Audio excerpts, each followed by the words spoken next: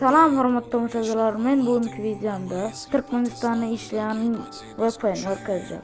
O VPN'in adı Cloud VPN. Cloud VPN'e gireceğiz. O Play Market'te barda sketch edip alın.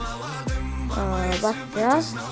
Son bugün bir demir bol içine rahatlıklar. İlk savaşacağız. Sonra saydı. Marda Marın içinde şu var. Connector'dan bir tane adet yani. Kingdom. Sonra adette North Toyur Barak göre. Böyle bir şey. Yine açtı dostlar. Dostlar, bana patisasını gören var. Menden faizsi de patisası bırakın.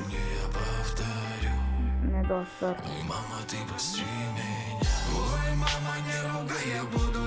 Videonun hala anlatsanız like basmayı yakın çıkarmayın.